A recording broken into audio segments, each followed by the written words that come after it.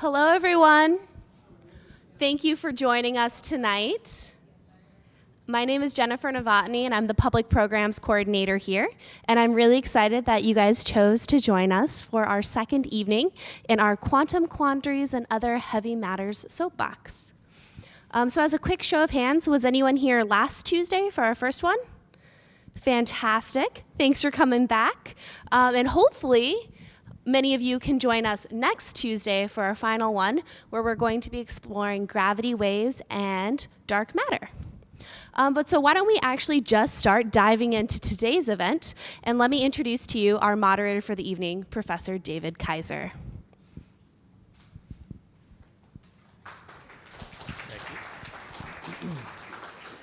Good evening. Thank you so much for coming. I'm so glad to see some familiar faces back for a new visit, some new folks in as well. I'm really, really excited about tonight's discussion. We have two world-renowned detectives of the subatomic realm.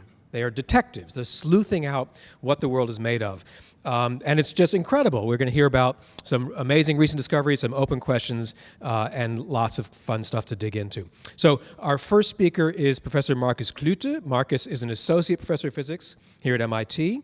He joined the MIT faculty in 2009, having earned his PhD in Bonn, Germany. He actually first came to MIT in 2004 as a postdoctoral fellow and then a research scientist. Then he taught for several years in Göttingen and then came back to MIT. He was lured back here and has been on the faculty since 2009. He is, like both of our speakers, they are experimental particle physicists.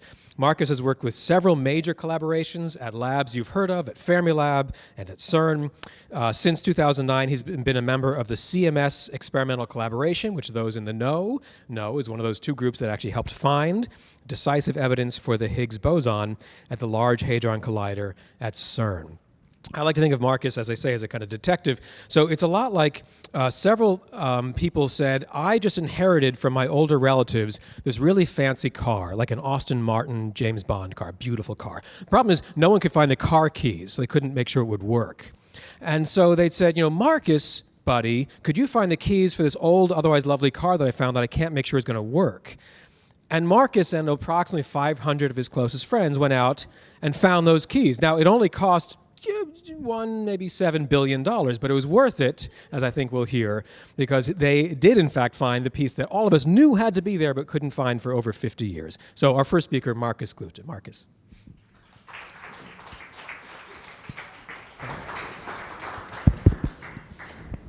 Yeah, let me extend the welcome and thank you for the introduction. Let's see. This works. Okay. I hope you can all see this. I'm going to talk about mysteries in particle physics, and I see it as my passion and job to unveil those mysteries in particle physics. And tonight we're going to just do that, unveil mysteries in particle physics. But let's start talking about something which is familiar for quite some time already. When we start looking at the matter around us, maybe the table in front of you or even the air you breathe, you find that it's built out of atoms. Those atoms themselves, they are built out of neutrons and protons. And when you start drilling deeper into what those protons and neutrons are made of, you find that they are made of quarks. Should change the volume. Okay. Quarks. And when you take powerful accelerators and use those in order to produce as microscopes which have much better resolution, we find that there's not just those quarks and up quarks and down quarks in there, but there's also gluons in there, which, glue, really literally speaking, glue the quarks together. The question I was trying to answer, basically in my entire career, try to answer is what gives mass to elementary particles. So before we do this, we can ask, what gives mass to this proton here, mass to the matter which is around us? And it turns out that the mass of the proton, given in some unit here, is about 900 MeV. When we look at the ingredients of the protons and try to add them up, we find this doesn't really work. So the masses of the quarks are in the order of a few MeV, and then you add a few to a few, then this is still a few. So not 900 or almost 1,000 MeV. So there's something missing in this discussion. It turns out that the mass of this proton is basically stored in the energy which is given by those gluons binding this entire mass together. If you had an MIT class 802, you learned that energy is stored in the field. Those gluons here, they're fields, they're particles, but we describe them as fields, and they can store energy. And so the energy stored in the fields which binds the quarks together gives rise to the mass of the proton. So the mass of the table in front of you is basically the energy stored in the gluon field holding those protons together. That was really not the question I was trying to answer. But it's still quite interesting, because what you can do is you can come up with a theory which describes this. You measure one of the particles. You know it's a particle which is called pion, which is a quark and an antiquark. And then just by measuring one of the masses, you can calculate all those particle masses here. You don't have to understand the detail. This particle n here is a nuclei, a proton, or a neutron. And you can see that you can predict the mass of this proton by understanding the physics of those gluons with quite some precision, and then you can compare this with your experiments, and you find they agree very well. So I would argue that we understand the mass of the matter around you quite well. Again, the question I was trying to answer, what is the mass of those elementary particles, the mass of the up quark and the down quark in this picture? This picture here, we will see this later also in Janet's talk, describes all the elementary particles we know. There's those up quarks and down quarks again, and then there's particles which look very similar. The only difference between those particles is actually their mass. So there's a charm quark and a strange quark and a top and a bottom, very confusing names. Those are quarks. And then there's electrons and neutrinos, and their heavier brothers and sisters, muons and taus. Those are the matter particle, and then there are the force carriers. We just learned about the gluon. There's also the photon, light, basically, and two others, the Z boson and the W boson here. It turns out all those particles are massive, they carry some mass, and those two, the Z boson and the W, they also carry some mass. The photon and the gluon, they're massless. So the question now is, what gives rise, how do those particles acquire mass? What is their mass? They're not composites, they're not glued together by a gluon, by a field, which then can carry the energy and therefore carry the mass. This gives rise to the mass of the particle. So there has to be some other mechanism. And about 40 years ago, but now it's almost 50 years ago, more than 50 years ago, a guy called Peter Higgs proposed a theory which could explain the masses of the W and the Z boson. It's called the Higgs mechanism today, and I explain to you a little bit how this works. In this mechanism, there's also a proposal for a new particle, the Higgs boson. And in 2012, now almost 5 years ago, we discovered this new particle, confirming that the theory is actually realized in some form in nature.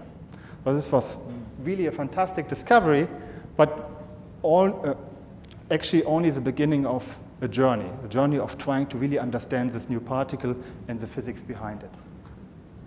So what is this mystery? Those are the same particle I just showed you, just in a little bit of a different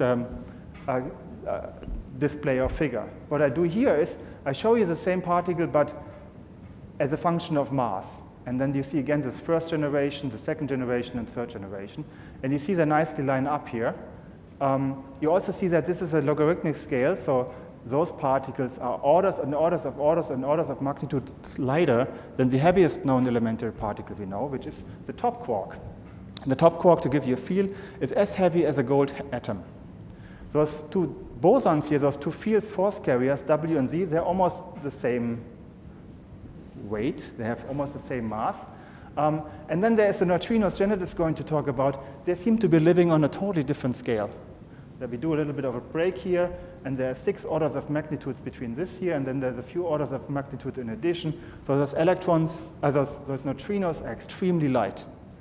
So one of the questions you can ask is there only one mechanism which gives mass to all those particles, or is there multiple mechanisms, or why are those masses so different? And the fact that the masses are so different have very interesting consequences. So next week, if you come back next week, you hear about dark matter and the evolution of the universe.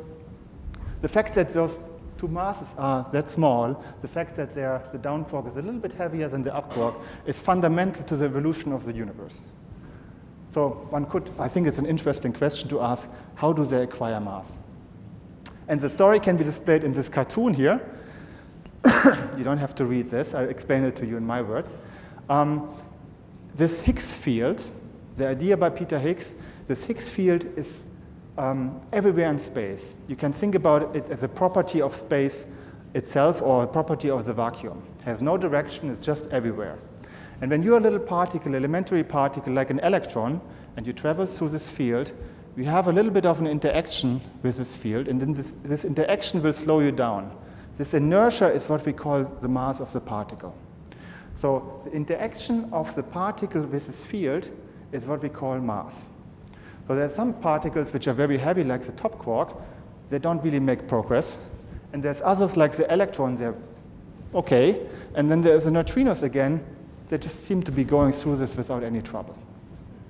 Okay, so what we can do now is we can measure in our experiments how much those particles couple, how much they're being held back by this field, and then compare this with the actual mass. And so we did this, and it turns out this seems to be approximately right. Okay, let's see how this works.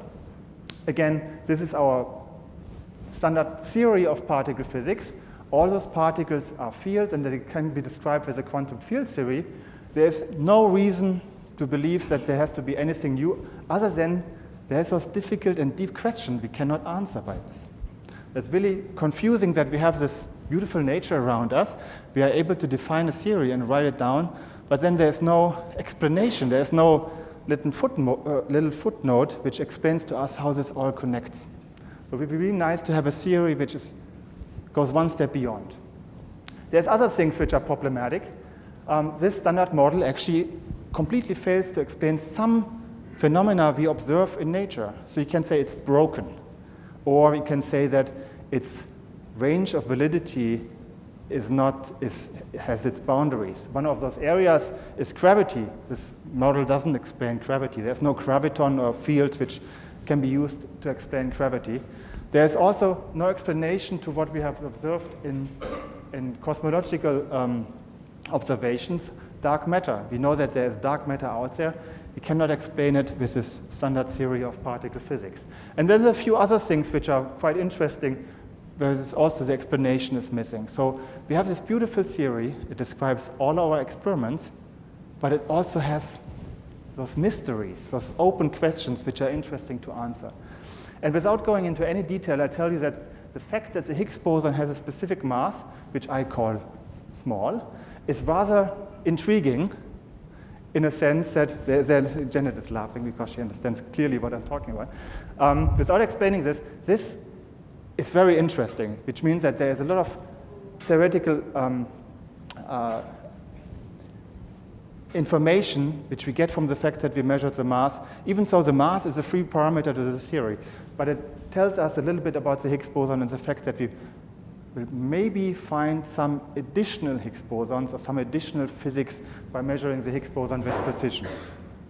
So how do we make those precision measurements? This is a picture of the Large Hadron Collider. It's actually a picture of the Geneva area with the Mont Blanc in the background, the French Alps. This Large Hadron Collider is a collider where we take protons, we accelerate them to very high energies and bring them to collisions. And we do this very, very frequent. We have a lot of those collisions. There's 10 to the 14th protons in one beam and the same number in the other beam, and we bring them to collision at those interaction points. One is here, really in the French countryside. CMS, this is the experiment I'm currently working on. And then there's another experiment, ATLAS. Those two experiments together, those teams of physicists, we have discovered the Higgs boson together. All right, the dimension here is interesting. This is 27 kilometers, or about 17 miles, going around in a tunnel, and this facility is about 100 meters under the surface. All right, this is our experiment. You can think about it as a big camera which looks at the collision point of protons with protons and takes pictures. And so these collisions, they happen about 40 million times per second, and the experiment is looking at it 40 million times per second and takes about 1,000 of those events. So what we do here is we look at it, we say we are not interested. Most of those collisions are actually not interested. Only very infrequently there is something we consider interesting enough for us to read out the detector fully and write things on a computing system, and then start analyzing. The detector is a really, I call this experiment at the energy frontier. It's a typical particle physics experiment, whatever this means. This means that when we build experiments of this sort, they always look like this, because we want to measure the particles which come out of the collision of protons with protons. And we do this by first measuring charged particles which come out. Then we try to stop the particles and measure their energy. We put all this in a very strong magnetic field in order to measure the curvature of charged particles in magnetic fields. And then we have this outer part here to look at particles which don't interact much, like neutrinos. They just go out without leaving a signature. And those muons, the heavier brothers and sisters of the electrons, they leave a signature in this experiment here. Okay, so this is how this looks like. This picture is already a little fuzzy. This was taken around 2008, I believe. And this is how this looked last week. I was there last Friday and made this picture. And we just replaced the very heart of the detector because of radiation damage and because it wasn't designed to operate at the rates we are operating at right now. So if you come and visit, you would see something like this in the next month, and then we close everything back together and take some more events. This is how those events look like, and this is not a typical event. This is a candidate for a Higgs boson event. And you see here a number of, you see first of all, when we collide those protons, a lot of new particles are being created. And then there are these two red lines here. Those are indications that there were two muons, and those are two electrons. And those particles can be measured with high precision, their energy and the momentum, and we can reconstruct their mass. And that the mass of those four particles is consistent with the mass of the Higgs boson. When you take many of those pictures, you can make a histogram and a distribution, and you can find an axis of events at 125 GeV consistent with the hypothesis of the Higgs boson. And this is another one of those pictures. Here we see two photons, which are measured with a precision of about 1% in their energy. And again, you can reconstruct the mass of this two photon system, and you find that there is an axis of event at 125 GeV. This is how we actually found the Higgs boson, by collecting those events and looking at this kind of distribution in pictures. Okay, so now I'm cutting this a little short. When you take all the information by the ATLAS collaboration and by the CMS collaboration and put it together, you can come back to this question of whether the mass of the particle has anything to do with the coupling of the particle that's going through this background field. And what you see here is the particle mass and the coupling strength of the particle. And you see that they nicely line up here. For all particles we know to have interacted with the Higgs boson. And you see, basically this line here is a summary of this cartoon, and you see that for all particles this kind of lines up within the precision of the measurement. The masses are measured very precisely, the couplings not yet, which means you have to look a little bit more closer. Part of my research right now is to look at this thing here, which is a very rare process, about sub per mil level, so 1 in about 5,000 or so of the Higgs bosons decay into two muons. So a particle which is rarely produced at this collision then rarely decays into this. We're trying to find whether or not this couples to the muons. The next step would be somewhere over here, where we actually test that the Higgs boson couples to electrons, meaning giving mass to the electron, which is surrounding the atom I was talking about. And okay, I'm not going. Okay, next. So I would like to conclude or summarize by giving you a little bit of a cartoon and how I think about the research we're doing right now. And I use this story of Christopher Columbus trying to make a discovery. So his objective was actually to sail west and reach Asia.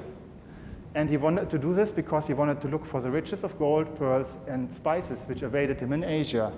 He went out. The first issue he had was to collect enough money. So he couldn't find enough money. He had to go to Spain and find funding for his research. Okay?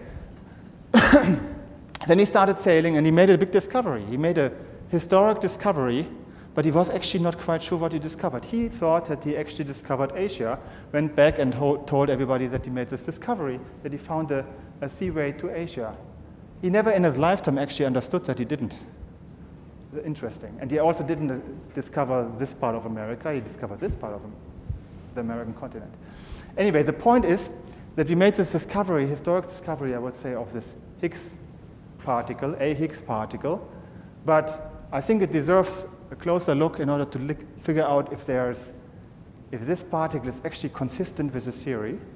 Going back to this diagram, when we make those measurements more precisely, does it still align, or do we find deviation? Or potentially we find additional particles, additional Higgs bosons in our data sets, or additional totally other particles we haven't been discussed yet. So with this, I conclude and hand over to Janet, or to David, actually.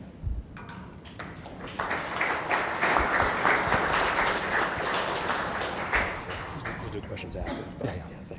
Thank you so much. So I want to let people know there are plenty of seats in the front. If people want to move up, please don't be shy. There's plenty of room.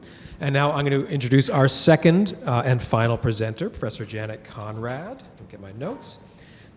So Janet is a professor of physics here at MIT. She joined the MIT faculty in 2008, having earned her undergraduate degree from Swarthmore College, a master's degree from Oxford, and her PhD from a little-known university in Western Cambridge. Starts with an H. Doesn't matter. Anyway, before joining the MIT faculty, Janet was a professor at Columbia University. She has received so many awards that I actually won't read them all because that would take all of her time to present, but I'll give you a sampling, including, for example, the Department of Energy Outstanding Junior Investigator Award, a National Science Foundation Career Award, a Presidential Early Career Award for Scientists and Engineers, multiple awards from the American Physical Society, including election to fellowship, a Guggenheim Fellowship. I think you get the idea. She's a leading member of several international collaborations that she's going to tell us about that study these very enigmatic, wispy particles known as neutrinos. So Janet, take it away. Thank you. All right. So today what I'm going to do is tell you how to catch a wild neutrino. So I want to start out with this from Marcus's talk, and I'm going to zoom in. It was these guys down here that are the neutrinos. We use the Greek symbol nu, that's what the V-like thing is, to describe neutrinos. And as he pointed out to you, there are 3 of them out there. Now, one of the really interesting things about neutrinos is that they are really ubiquitous. They are really coming from everywhere. So you have neutrinos that are coming from the sun in really great numbers. You also have neutrinos that are made from reactors and also from particle accelerators. I do a lot of my work with these. And also with neutrinos that are produced in cosmic ray showers. So what happens is a high energy particle, often from supernovas, comes in, it slams into our atmosphere, and a spray of particles comes out, and the neutrinos are part of them. There are so those supernova neutrinos that come directly from the supernovas. And also, there are actually relic neutrinos left over from the Big Bang. So if for every liter of Diet Coke, there's about 1 million neutrinos inside that bottle, okay? So there's a lot of neutrinos there, and it's a little weird because you don't know they're there, okay? So you can't see them, but they're everywhere. And so you can ask, that is a little odd. Why can I not see them? And the answer has to do with the fact that neutrinos are neutral particles. They're very well named. They're small and they're neutral, hence neutrino. And the problem is that our particle detectors respond to electric charge. So when a particle flies through our detector, what happens is that if it has electric charge, it ionizes the material. By that I mean it literally rips the other electrons off as this electrically charged particle goes through, and then we can see that ionization. And it's exactly the same thing that happens when you have lightning occur. And so you can see them very nicely in your detector. Here's an example of a lot of charged particles going through. You can see the straight tracks as they went through the detector. But the neutrino has no electric charge. And so as a result, it's just zipping through without doing anything like this, which makes it easy for you to see them. And in fact, also, they don't interact very often because they are missing things like electric charge. So we can't actually see neutrinos. They're like little ghosts. But the way that you know there is a ghost in your house is because you go to bed at night and everything is fine, and you get up in the morning and you discover a mess, okay? So that's exactly what neutrinos do. You don't see them coming in, and suddenly they make a big mess in your detector. The neutrino came into this picture and interacted right here, and a spray of charged particles came out. This is a bubble chamber picture, so it is a picture actually of a neutrino event. It is literally a photograph. And you see this little vertex with the particles coming out of that, and that's the signature that a neutrino was there. So Marcus has told you that there are 3 kinds of neutrinos, and it would be nice to know which of the neutrinos actually came through. So how can you tell your 3 neutrinos that are out there apart?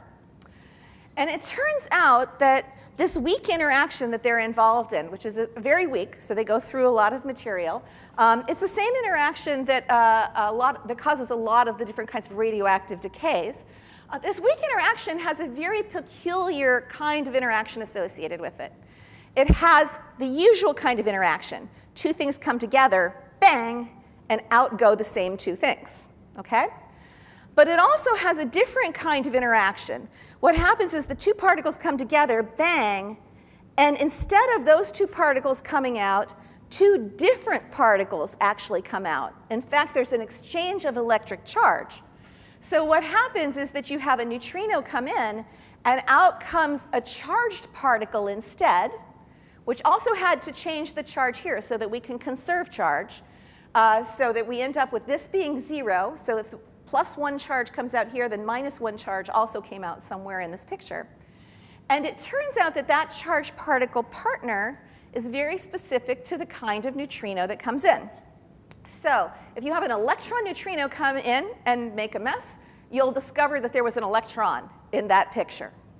If it is what's called the muon neutrino, then what happens is that it comes in and the big sister of the electron comes out. So it's a little bit of a heavier electron, and it's called a muon. And then there's also a big brother, which is even more massive than the muon, and that big brother, the tau, actually comes out when a tau neutrino comes in. So you can have each of these neutrinos come in, and its charged particle partner comes out of the interaction. So we can identify the neutrino by what comes out. And luckily, electrons, muons, and taus behave very differently in our detectors because they have different masses. So they all leave what we call different tracks. You saw the tracks in the earlier image, okay? They all leave different tracks in our detector, and so we can tell what's coming out of that event. So there is a very odd problem with neutrinos, though.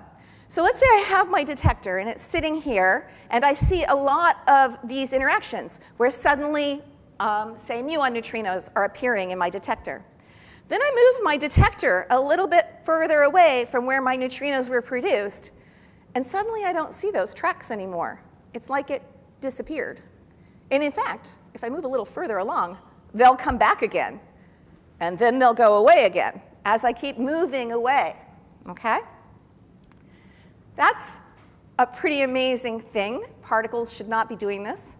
And at least you don't think they should. In fact, in quantum mechanics actually says they can. And this observation of the neutrinos disappearing and coming back again, this has led to the 2015 Nobel Prize for neutrinos. And so this is our 3rd Nobel Prize in the area of neutrino physics. And some of my friends got this Nobel Prize, so I was pretty excited about that. So it turns out what's happening is neutrinos have internal clocks. As time passes, they change from one type to another. So let's say I start out with an electron neutrino, then later on they become a muon neutrino, and then they become an electron neutrino again, and then a muon neutrino, and back again.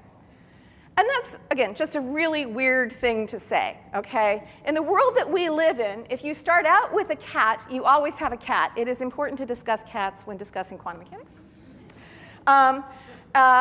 But if you start out with an electron neutrino, maybe later you have a muon neutrino, okay? And as I said, this is an effect which is called neutrino oscillations. Now, if our detector can only see the tracks from one kind of neutrino and not from the other 2, as this happens, as it turns from one kind into the other and back again, it will look like it disappeared. So at times, when the neutrino, let's say the nu mu, is in there, you really see the tracks in your detector. And then later on, for your detector that's further downstream, it may seem that it has disappeared just because it's turned into a nu e, but you can't see the electrons coming out. If you built the right detector, and we can build the right detector, you can actually see those electrons also. And then you can really see that it's going back and forth between these types. And that is true of the experiments that won the Nobel Prize. So with those experiments, we know for sure that neutrinos have a clock. And that clock ticks along rather slowly. It's a pretty slow change between each one of these different types of neutrinos. But what I think is really interesting in my field is that recently we've been seeing a lot of what we call anomalies. That is unexpected results. And those unexpected results seem to indicate that, in fact, along with this very slow clock, these neutrinos may have a clock that ticks really fast. And so we would like to really know if that is happening, okay? And also, as those neutrinos seem to be changing type, they seem to be going from flavors that we know, types that we know, like the electron neutrino, to one that it turns out we can't see at all. Apparently, it doesn't interact at all. So it's like there's an extra ghost in our machine. And this is exactly the kind of thing that we think could point to what's beyond the standard model. So we're really excited that we might be seeing some evidence for this, although it is all very tentative at the moment. So let me talk a little bit about what we need then, okay? To understand that neutrinos that we cannot see are appearing, that's a hard problem, okay? So you have to start out knowing exactly how many neutrinos you had that you can see, and make sure that they go away and then come back, okay? And if you were to make a mistake somewhere along the way and not count all of those neutrinos that you can see, you missed a few for some reason, then that will look like you have a new extra neutrino, okay? So you have to be very careful. And so that leads me to want to talk to you a little bit about our detectors and the problems that we face with our detectors in trying to be very, what we call, efficient in finding these neutrinos. So I had shown you this bubble chamber picture. And this bubble chamber, the way it works is it compresses liquid, and then the neutrino the neutrino comes in, it interacts, you decompress, and you take a photograph of the bubbles that form along the tracks. So that's what you're seeing there. So that is a very slow process. Compress, interact, take a photograph, ka-chung, bang, you know, and you keep going like that, and they sound exactly like that also. They go ka-chunk, ka-chunk, ka-chunk, ka-chunk. It takes a really long time to get events with a bubble chamber.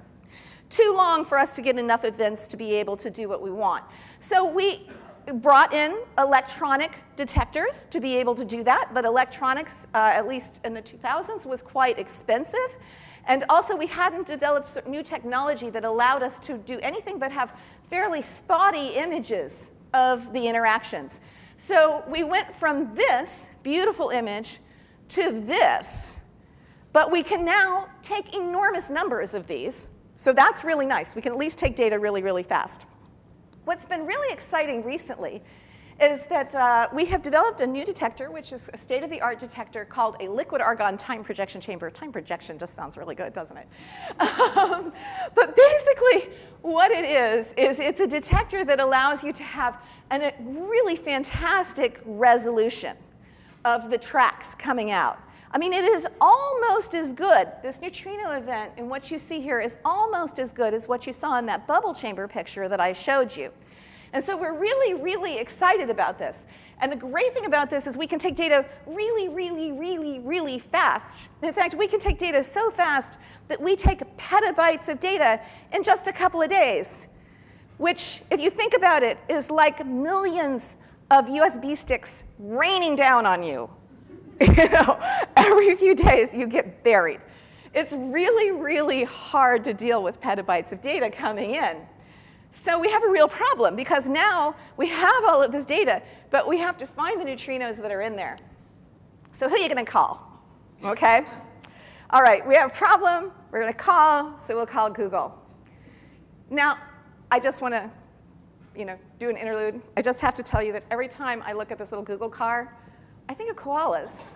Doesn't that look like a koala? I really want that car really badly. Okay, back to work. Okay, the Google car, as well as photo identification in Facebook, you know how you put up a photo and somehow it'll come back and tell you what it is in the photo? And also the computer that recently beat humans at the game Go, all of those are using a new type of computing, which is called deep learning, okay? And deep learning is really, really good at understanding images and finding the images that you're interested in. And so here is an example we have from simulation, and I'm afraid it's just a little bit light, so you can't really see it too well. But this is what our entire detector looks like, and it turns out there's little tracks here and here and here. I'm not sure you can see them very well. And then there's tracks here. This is actually the neutrino, and it picked it right out and said, this is what you're interested in this image. It's right here. And in fact, it gives it a score of 92.6% likely to be a neutrino, so that looks really good. And now we can take all of that data and feed it into the computer, and it will pick out what it is exactly we should look at. So it helps us go through all those USB sticks. But the Google car can do something even better, okay? The Google car doesn't just find overall images, right? What it does is it identifies what is in the image. So here, it's identified people. They're all the green, okay? It's identified street signs. That's the yellow that you see here. Other cars, that's the red that you see here. The road is the purple. So it can look into a picture and it can cluster together the pixels in the picture and say all of that belongs to human, or all of that belongs to road. So that means that we can actually teach our system not just to find the image that we're interested in, but to understand what is actually in that image. So here's a simulation of a neutrino interaction in our detector. And because it's a simulation, I know exactly what each of these tracks are. And it's nice because it shows you how different tracks look. So one of them is a proton. Another one is a gamma. That's just another word for photon. And then the other one is a muon. So here's the muon, here's the proton, and here's the gamma coming off. And you can see that they actually do look different in this picture. And this is me telling you what's in there, okay? Do you think the computer can do it? It doesn't do too badly, okay? Here's your cheat sheet right here. Here's what the computer came back and told us, okay? And it did pretty well. You know, it doesn't quite get that muon right because notice it has that little kink here going into the proton and it extended a little bit there. But it did pretty darn good, enough to really get us going on an analysis so that we can know not only do we have an image that has a neutrino in it, but it probably has the stuff that we are interested in about the neutrino. So we taught the computer to do that. My postdoc taught the computer to do that. In fact, I didn't. And what's even more fun is that my graduate student is busy trying to have a computer teach itself. So the computer goes out and it looks at many, many images and it starts to say, oh, I see certain things that look like this, certain things that look like that, and certain things that look like the other. And it doesn't have words for muon or proton, but it can at least set up these categories and say, this has category 1 and category 2 in it, category 2 or category 3, and so forth. And if you start thinking about this just heads toward a really frightening conclusion that I may not have a job at some point because the neutrinos will, because the computers will just teach themselves. But anyway, this is what I wanted to say, that my graduate student is teaching them to catch the things that go bump in my detector. Thank you.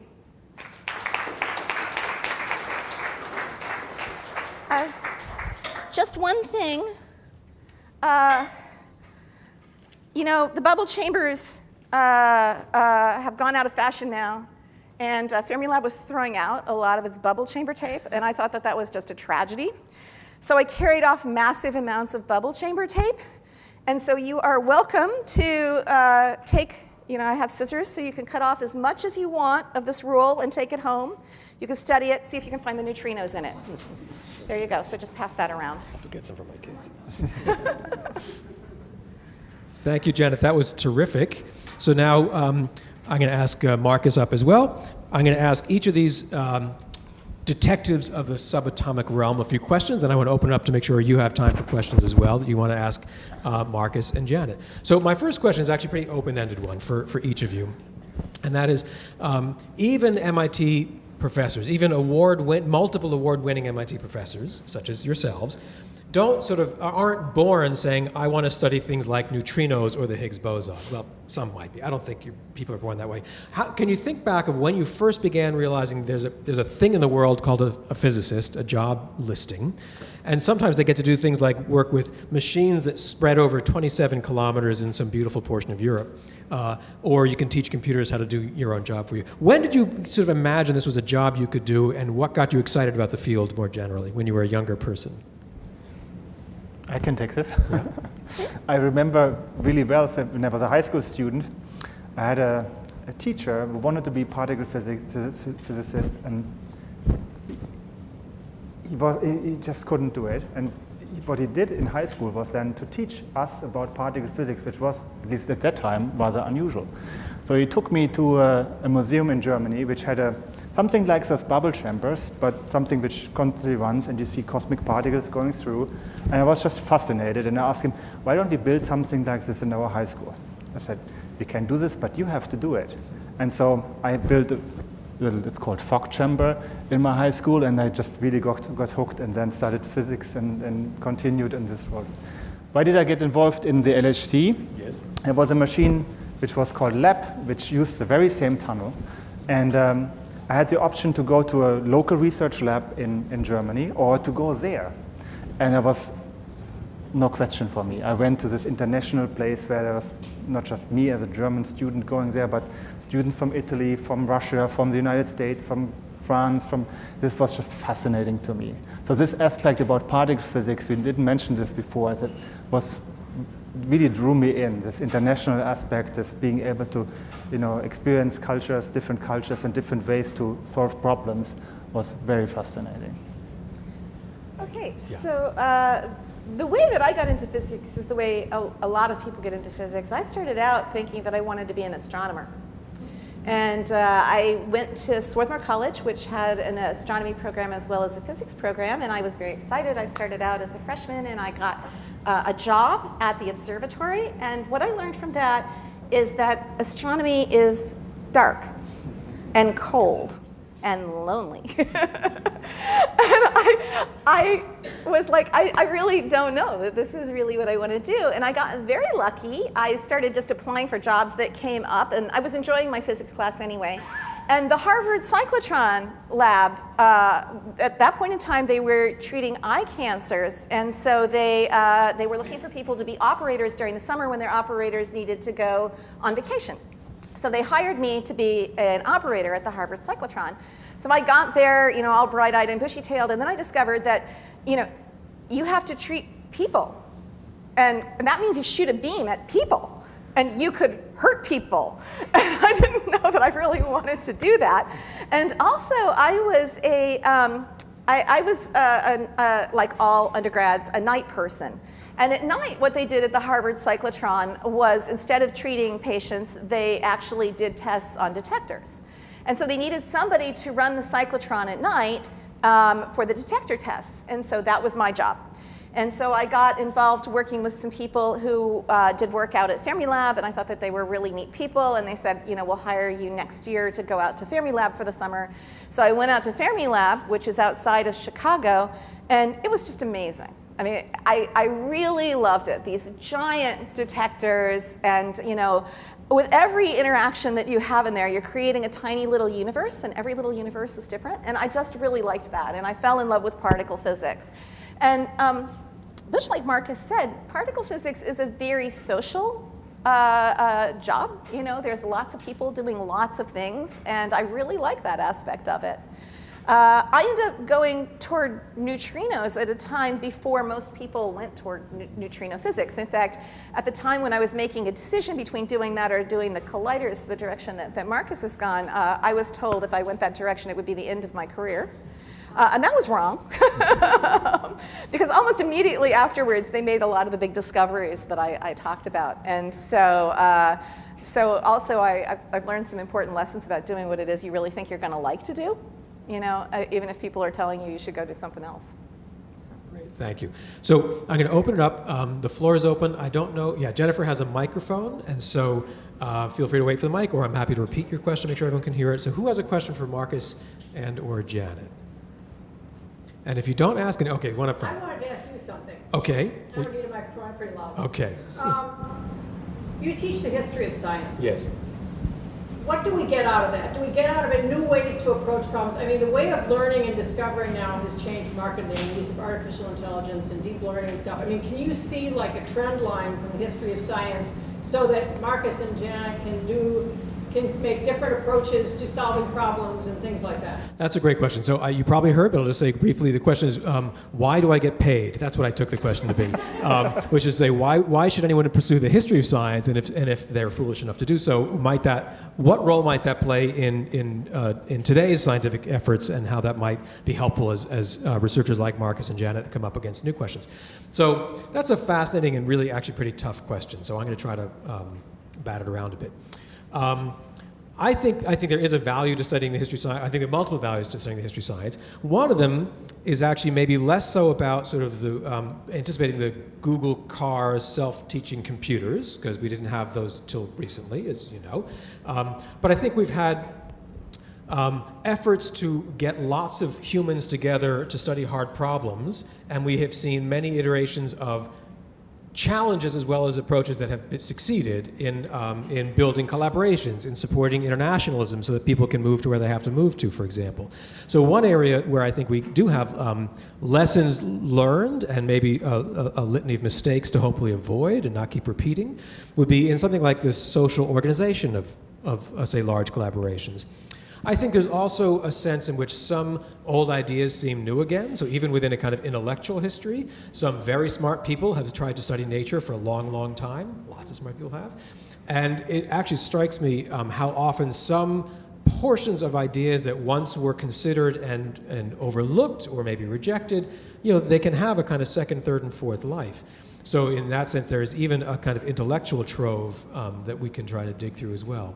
Those are some quick examples. There's a famous article from 45 years ago in the journal Science that was entitled, "Should the History of Science Be Rated X?" That's title. You can see why that title stuck with me, right? And it was written by an historian of science who had a penchant for puns. So he didn't think it was all literally pornographic, but he wondered, would we be harming current science students by having them learn all the kind of mistakes and blind alleys of the past?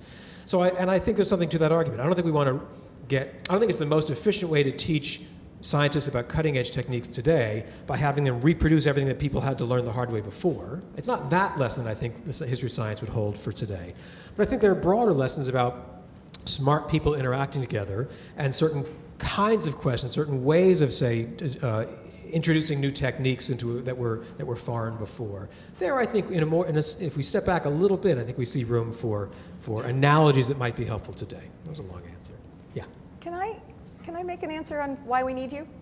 Please. Okay. For heaven's sake, please do. Yeah, actually, first of all, I do want to say that very recently, David just wrote an article on neutrino physics with the guy who is 2 doors down from me on an idea that I hadn't not thought of, and I think he had not thought of. I think that came from you, and it is exactly an example of the everything old is new again, and I think it's a really neat idea. But also, we have a real problem in particle physics, okay? Because we like to believe that particle physics is something where we start with a very fundamental, and we build everything out of that fundamental. And if we're talking about something which is very fundamental, it is pretty embarrassing to have the number of particles that you just saw on Marcus's slides, right? And he just showed you the particles. There's an equal number of antiparticles out there too, okay? So he's just sweeping some of the embarrassment under the rug. And what was very striking about what you saw from that is how it produced patterns, right? And we have found, I think, continuously in physics that understanding how these patterns come together to extract information is incredibly important to moving us forward. And so I think that we really need people who understand what has happened in the past and how people have handled these issues in the past in order to be able to actually make the next steps forward.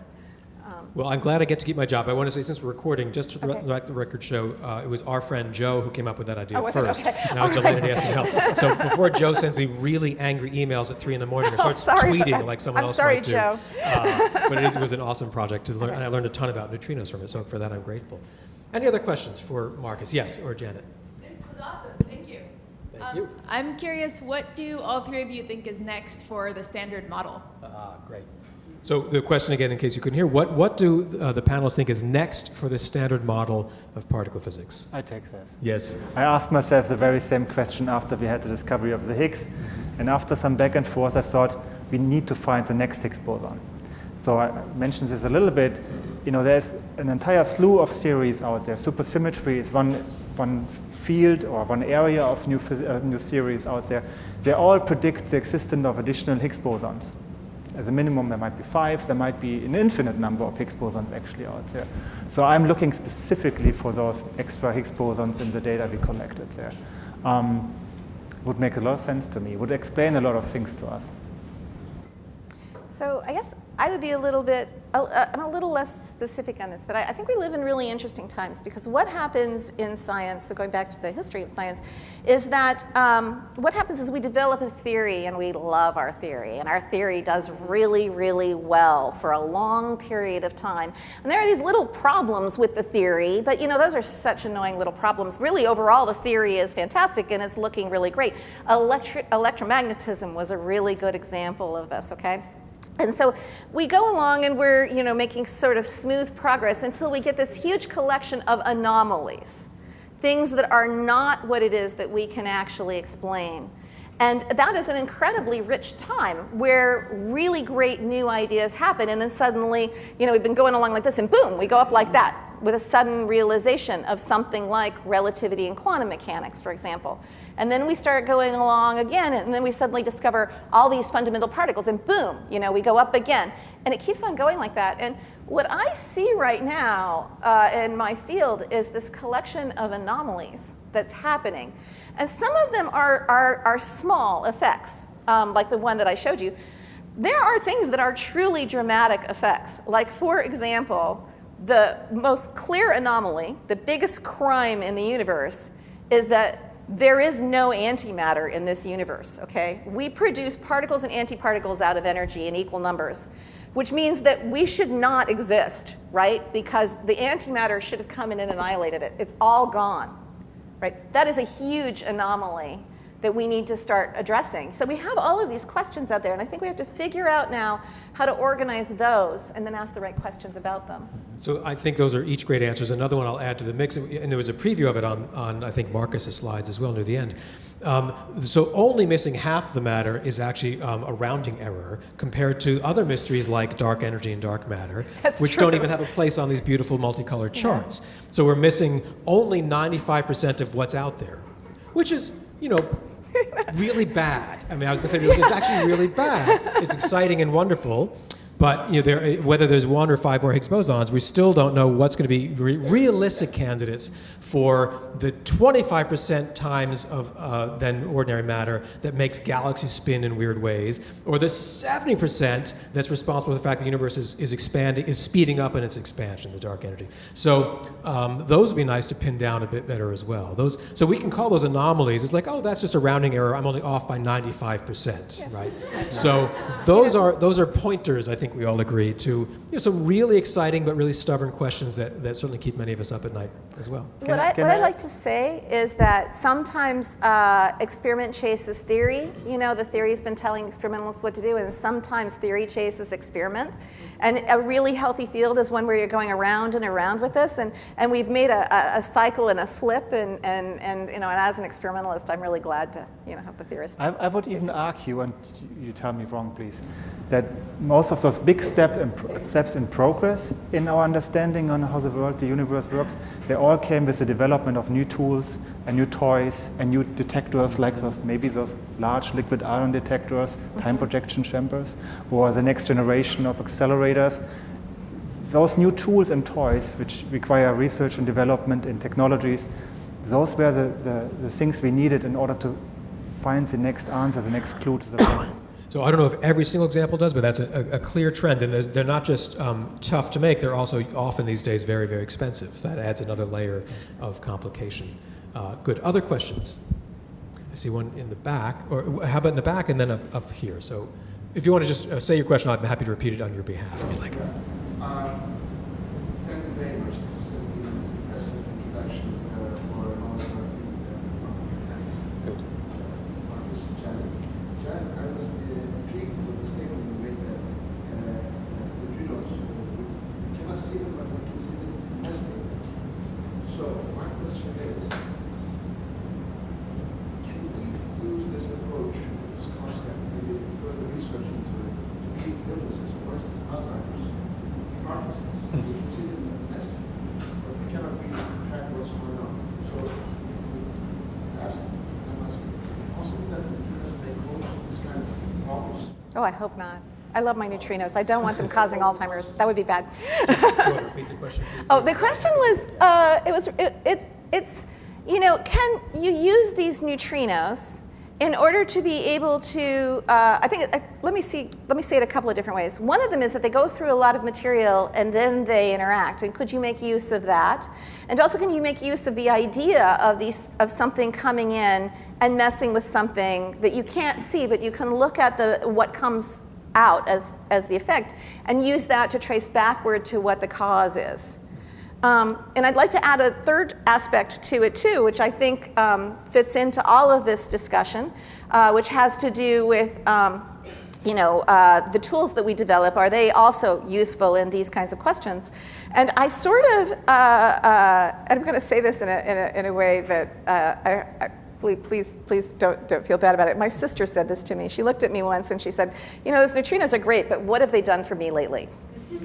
And it is a good question. It is a valid question, and it is one that I think people should be asking. Okay, and so let me try to answer some of this. There may be uses for neutrinos. When you discover these particles, it often takes a long time to understand what the uses really will be. So it took us a very, very long time from the time we discovered, say, general relativity to the time we had GPS, where we actually really make use of general relativity. Even with quantum mechanics, it took a long time before we were making semiconductors where we could really make use of it. So I have to extrapolate a little to ask how we might be able to use neutrinos. Nevertheless, people have been using neutrinos to communicate over long distances. They managed to use the Fermilab beam to send a signal to a detector that was 700 kilometers away that said hello. So they could spell it out in Morse code with their neutrinos. So they succeeded in being able to do very long communication because they go through so much. Let me jump over your question a little bit and go to using the technologies and how we can make use of that. One of my real interests is developing better neutrino sources so that we can have a lot more neutrinos since they don't interact very often. And for that, I need to develop very high-powered accelerators. And the same high-powered accelerators that I'm interested in developing, they're actually very small, can actually be used to produce isotopes, medical isotopes, that have a great deal of value. In fact, one of the things that I'm hoping I can do is actually produce an experiment which is self-supporting by taking off some of the beam to make isotopes while I do my experiment on the side. So that's sort of a vision that I have. I can't show you that this works yet. And then the last question is, what can we learn from analogy, right? And I think that there is an enormous amount that we can learn from analogies in physics. And I'm not sure what the analogies are that we can draw from the neutrinos at the moment, but I can point right now to a lot of analogies that are being drawn in other areas of physics to biological systems. For example, issues related to evolution and where species collapse occurs, which tends to have a lot of connection to how we actually describe literally physical collapse of systems. So I do think it's an incredibly valid question that you're asking, and I think it's really good that physicists be pushed outside of just thinking about their cute little particle to think about these things. And so I should say I'm supported by the National Science Foundation, and one of the things the National Science Foundation asks me is to explain what my neutrinos can do for people, and I think it's a really good thing that they ask that. Let me add one more point to this. Janet showed you very nicely how she uses machine learning, deep learning, machine learning, artificial intelligence, in order to understand this bulk of data. There's a bulk of data on patients, Alzheimer's patients, people with HIV, for example, who, this data is available. You need to treat it very carefully because there's confidentially kind of information involved, and you want to be very careful with this. However, we can use the same techniques in order to learn something about correlation between illnesses, environmental effects, and so on, in order to help those patients. I think this is very, very useful. Actually, one of my former students who was part of the Higgs discovery, used machine learning in the Higgs discovery, is now trying to find solutions in the medical world using the same techniques. Hi. I've always been unsatisfied by the published definition of the weak nuclear force. Can you, without invoking neutrinos or nuclear decay, describe or define that force? Yeah, so let me start out by talking about kind of generically the way particle physicists think about forces, okay? And this idea came from Feynman. And so the idea behind that is imagine that Marcus and I are on ice skates and we're standing in front of each other and we're tossing back and forth a basketball, okay? As I toss the basketball to Marcus, when he catches it, he's going to move backwards, right? And because I let go of that basketball, I'm going to recoil backwards also. So, and if we had been skating along side by side, and then suddenly I had tossed the basketball to him, we would go out like that. So what we think of interactions as being exchange of particles, okay? So along comes one particle, and along comes the other, and they toss an intermediary particle. So for example, electrons, it turns out, like to toss photons at each other, okay? This shouldn't surprise you because, antennas like to radiate photons, right? And that's electrons moving up and down. So electrons like to toss photons at each other. Photons are massless. They don't weigh anything. So you can toss a photon a long way. You can toss a photon all the way across the universe, okay? It turns out that there are other things that you can toss, though, and they are very heavy. So let me say that if I were skating along with Marcus, and instead of trying to toss a basketball, I was trying to toss a bowling ball, and I was trying to get it to Marcus, I would have to be extremely close to Marcus, right? And I toss it, right? And so what's going on in the weak interaction is actually not all that weak. It's just that the thing that gets tossed is really, really heavy. And so it can only interact with things that are really close to it, right? It has to be really, really close to something before it can be involved in an interaction. And so that's what's making it very different from the electrons that get to toss their photons back and forth. How was that? That was fantastic. I think. Thank you, Janet. So next time you have to bring both bubble chamber photos and ice skates and a basketball. If you saw me on ice skates, it would be very sad. A strong version of the weak interaction. Good. Other questions? In the back, please. Yeah. So using the same analogy, can you talk about the early universe? My question is, given the advancements that you both described, how does that affect the ideas on the early universe, or how does that move, I guess, our ideas of the early universe? Thank you. So the question, just to repeat very briefly, is how do the various ideas and developments that both Janet and Marcus described, how do they alter our ideas about the early universe, so the era of the Big Bang or immediately thereafter? So something that I am very excited about right now is that the cosmologists actually have an anomaly themselves. It actually was, there was a big article about it in the New York Times, and I happen to know top secret information that there's going to be an article coming out in Science soon on this, because a friend of mine who's a science writer is writing it. And what it is it's a lack of, maybe you can talk about it better, but it's that there's a disagreement in the measurement of what's called the Hubble constant, the expansion of the universe. And you can actually fix this up by adding sterile neutrinos into the early universe. So I was all excited. I was like, yes. Though, It's an interesting question. To try to extract the information from the early universe, it's much more of an abstract process because you only get one experiment to look at. We only have one universe.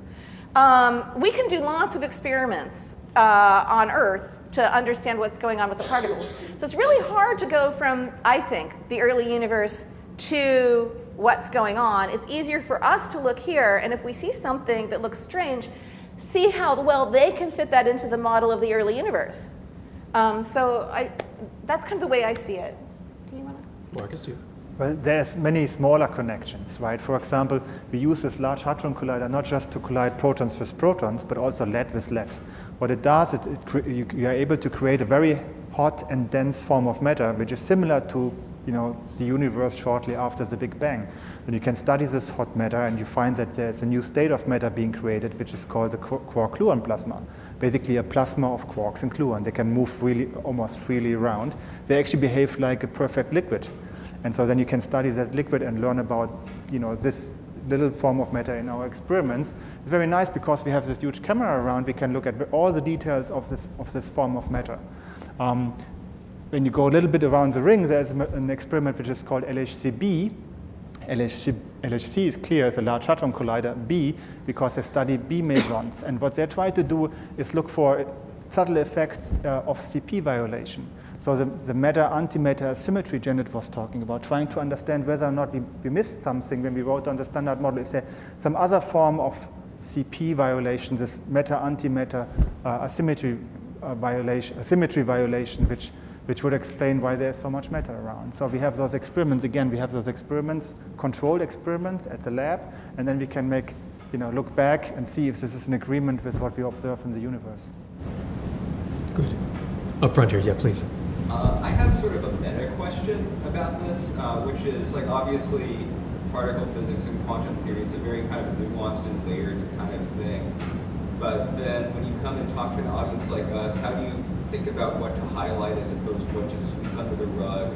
And what kind of process do you go through, or do you have a process about how you communicate this stuff to a broader audience? So that's a great question. Before Janet and Marcus jump in, I just want to again repeat it, at least so that it's captured in the recording. The question was basically, what's the thought process that each of our speakers goes through to try to select out ways to motivate or describe some, at times, very esoteric or abstract sets of ideas or measurements or experiments. So this is clearly trying to explain without overwhelming people with mathematics or indeed the details of electronics and so on. So what's the process about thinking about how to make these ideas kind of approachable for a non-specialist? It's a great question. So I can say I really struggle with it, and I wanted to get better at it. So when I was teaching at Columbia, I signed up to teach the Physics for Poets class. So I had an entire semester of physics that I needed to learn to present with having, my rule is one equation max in each class, right, that I was allowed to have. And I needed to be able to explain everything through demonstrations or through talking about analogies and so forth. I really practiced it a lot. And what I found was that it was incredibly valuable because I can hide behind my equations really well. I can blind you with science. I really can, And when you are up there and you actually have to try to communicate something without the crutch of having all of that, it makes you think through what it is that's actually happening with your particle. So I really enjoy questions like the one from this gentleman over here because, he's saying, get out of your box, You're out there telling me that it's all about decays. So try to think about it in a different way. And sometimes it works, and sometimes it really fails. I've had some spectacular failures. I hope tonight was not one of them. No, not at all. Marcus, do you have ideas? I should be careful with what I'm saying now. I think the key for me is to figure out what is the one idea I would like to explain and then sprinkle things around it. So the idea today was to explain to you how this field is around us and particles interact. And then I gave you a little bit of an introduction about the tools we're using without going into too much detail. So in that sense, figure out this one thing I want to talk about and then, give a little bit more information for maybe the few people in the audience who are a bit more expert. That's important, but I'd like to thank you all because this process is actually quite important, right? If I'm not able to explain it to you, I probably don't understand it myself, right? So, thinking this through and what is the key thing in what I'm doing is actually quite important. I think it was a great answer. Another technique that people often use and hopefully find the audience hopefully find effective is to think about changing the scale. So they were talking about things that were both enormous and extremely exponentially tiny, right? These detectors that dwarf a person, or the ring that accelerates these protons, that is several city blocks in sort of extent. And then they're talking about these little chunks of matter that are, exquisitely tiny. So one thing to try to do is play with scale. What if these effects were on a kind of human scale, a couple feet, a meter across? And there's one of my favorite examples is actually very old, a classic book by George Gamow, who was a marvelous physicist who helped invent the Big Bang model of the universe, among other things. He was also an award-winning popular author and cartoonist, and he loved trying to explain these things to very broad and diverse audiences. He has a collection of stories he called Mr. Tompkins, and he imagined a kind of very boring yet affable British banker, which might be redundant. I mean, I probably only need like 3 of those words instead of all 6. A British banker who's just with bowler hat, just walking down the street, presumably of London, and what if the speed of light were 30 miles per hour instead of extraordinarily fast? So as he pedaled on his bicycle, he would begin seeing the effects of relativity. He would see the buildings on the street begin to distort as he viewed them. He'd see his neighbor's clock begin to tick slowly. So that's not something we have to only imagine in some exotic, very, very strange scales, but in fact could be analogized or made a metaphor that way. And Janet has taught a course many times on sort of powers of 10 and think, what do we gain when we try to make the exotic and bring it into a kind of more human scale form? I find that a very helpful technique as well, for at least motivating, not exactly explaining, but motivating some of these effects. Yeah, please. I have sort of a related question. What are the prospects for new developments in physics or new ways of thinking about physics to affect, say, the 802 textbook, right? So is quantum field theory going to affect how you explain electromagnetism to undergraduates? Great. So the question was, what are the prospects for ongoing or even just horizon, not quite in hand yet, discoveries at the edges of the frontiers of the sort that Janet and Marcus described? What will it take, or what might make those things change, kind of textbook physics that we teach to our very earliest students, like the basics of electricity and magnetism? Well, that's a great question. What are your thoughts there? Marcus takes a pass. I saw that, very subtle. So Janet, you're up, clearly. So I've taught 802 quite a bit, and I actually have to tell you that I am disappointed with the content of 802. I think that 802 misses an incredibly important point. That is something that we do in particle physics, which is that it introduces you to the idea of what is a unified theory. We talk about grand unified theories, that is what we're looking for, but most people don't have any idea what we mean when we say it's a grand unified theory, and we could actually really illustrate this incredibly well in 802. I want to say that actually, electricity and magnetism, while it is a beautiful unified theory, it isn't the first unified theory out there. I guess the first one I know of was by Aristotle. He didn't do too badly in coming up with a unified theory. He had some problems with it, but basically, he came up with something that you could use these different descriptions, and they look quite different in different ways, and yet they all fit together into a single package. And so somehow I feel like this is lost as the message of 802. And I think that that's really too bad. And I think it's because somehow they work together to get these, what Maxwell's equations. So I don't know, do people know what 802 is?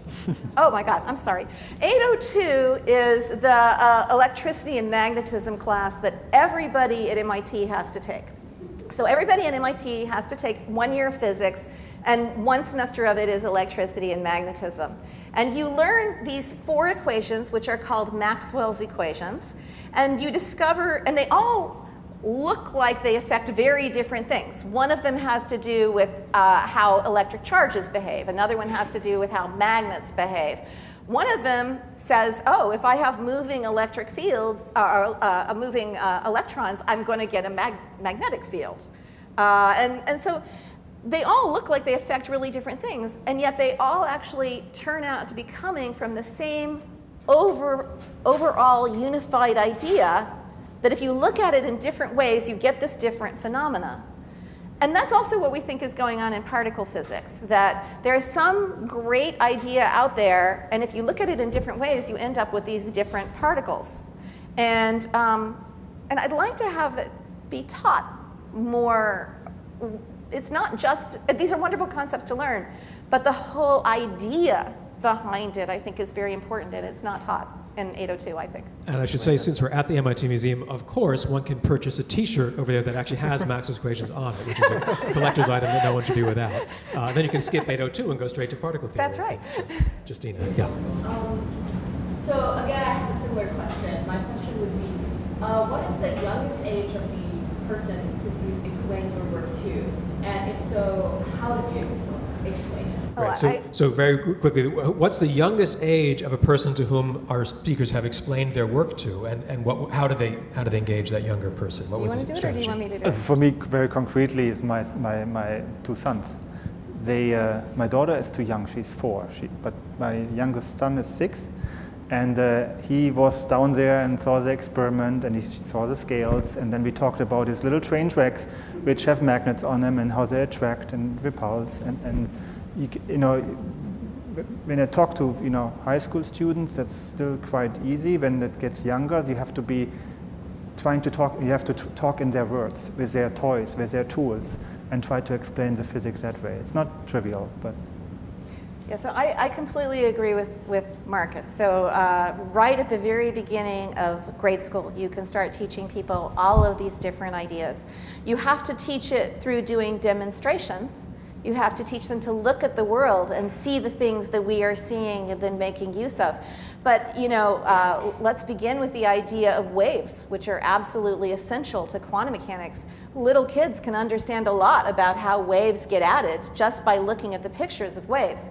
And I have really thought for a long time that our education system really suffers from not teaching children this intuitive view of physics very, very early on, and that it would be really fun, if I ever retire, which I probably won't, to actually develop a whole class for little kids based on all of these things that you can do. You can do in a gym with basketballs. You can do by taking a little aquarium with water in it and making waves and looking how the waves interact. So I think it's a shame. Also, again, let's come back to the issues of how physics is taught at MIT. I think that there is this great sense of you need to learn all this math, and then we're going to take the math and we're going to use it to explain what's going on because that is the language of physics, and you lose all your intuition for it. This Physics for Poets really helped me on that too, because I had to do it all by demos. I recommend people teach that class. Good, thank you. Other questions? Yes, please, up here. I found it a tiny bit confusing how you were talking about moving your detector, and how earlier you were talking about detecting, not actually being able to detect the protons, but being able to detect the mess they made, and neutrinos. Mm-hmm. So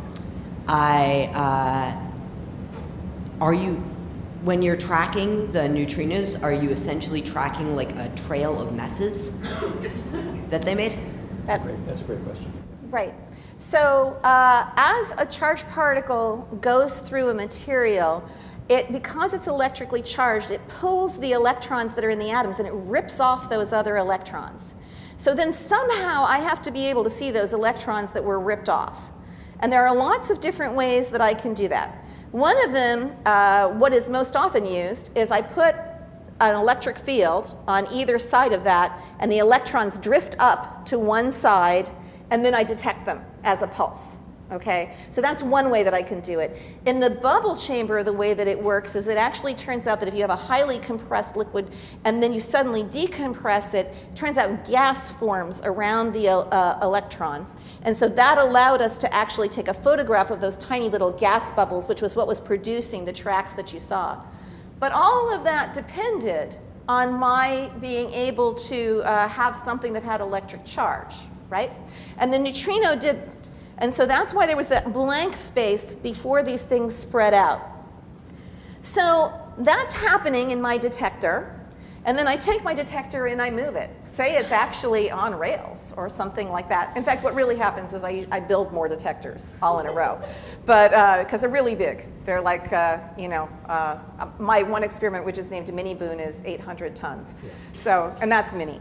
But you either have another detector downstream or you move it along, and this blossoming of particles that you were seeing quits happening. And that's what I mean by disappear, okay? And then later on, further down, the blossoming of particles comes back again. So this is a series of different neutrinos that you're doing? Yeah, so I have lots of neutrinos coming through. When one neutrino interacts, that's it, it's done. So all of these neutrinos are behaving in a sort of collective sense, kind of the same way as when we talk in quantum mechanics about how, you have one electron, you're not going to see how an electron behaves like a wave, that it does this diffractive. You have to do lots of electrons, and then you see the picture appear. That's a great question. Last question up front here. Yeah. How do the neutrino oscillations get synchronized in order to show up like this? Otherwise, they'll just pour out from each other. So the question is, how do the neutrino oscillations synchronize so the signal doesn't get lost? How do they stay in sync to see a clear wave-like interference pattern? Okay. In fact, the pattern that you see depends on the energy of the neutrino as well as how far it has traveled. So I have to pick all neutrinos of a certain given energy to have them all be doing the same thing together. If I just look at all my neutrinos of lots of different energies, then I won't be able to pick out the pattern. It's just going to look like a mess. And it has to do with the wave nature of the neutrino. So the particles behave like waves. And in fact, this is exactly an example of this, that what's happening actually is that there's an oscillation, literally, that you can associate with the neutrino wave. Did that make sense? I don't think so. Okay, that was a failure, guys. You can, maybe the missing point was that when you create them, you synchronize them. They're all created as, for example, electroneutrinos or all as muon neutrinos at one point. For example, where your accelerator is, or where your accelerator dumps something into a block of something, right? They're synchronized there, and then they start oscillating in the same way. Or the sun. So they're all created by having protons hit a target. And so they all start at the same point, too. So they're going to start doing their wave in the same way. And that's right. They have a common source, common process at a given location, and the rate at which they'll oscillate up and down depends on their energies. So you look at neutrinos of a given energy, and they'll wave in sync. Neutrinos of a different energy will wave in sync with each other, but different from the first one, and so on. On that literally hand-wavy note, I think I want to call it to an end. I want to thank both Markus Klute and Janet Conrad. Thank you so much for sharing your ideas with us tonight. It was a pleasure. Thank you.